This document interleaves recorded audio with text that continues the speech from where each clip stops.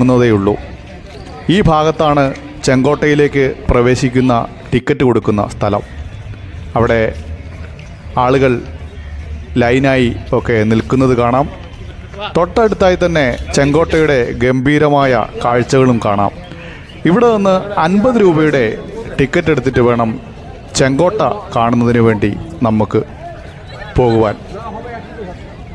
ചെങ്കോട്ടയിലെ ticket എടുത്തതിന് ശേഷം ഏകദേശം 1.5 കിലോമീറ്ററോളം നടന്നിട്ട് വേണം എൻട്രി ഭാഗത്തേക്ക് പോകുന്നതിന് വേണ്ടി.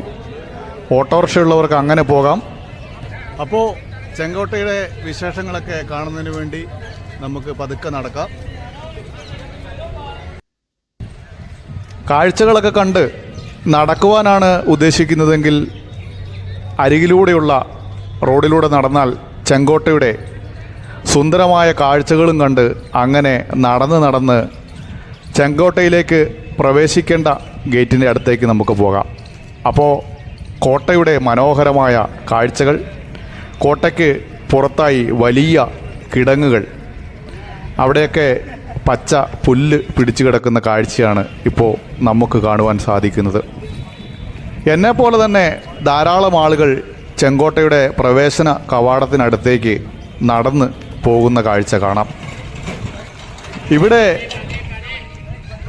സൈക്കിൾ റിക്ഷകൾ മാത്രമാണ് അനുവദിക്കുക. മോട്ടോർ ഘടിപ്പിച്ച ഒരു വാഹനവും ചെങ്കോട്ടയ്ക്ക് പരിസരത്തൂടെ അടുപ്പിക്കില്ല എന്നത് ഒരു പ്രത്യേകതയായി തോന്നുന്നുണ്ട്.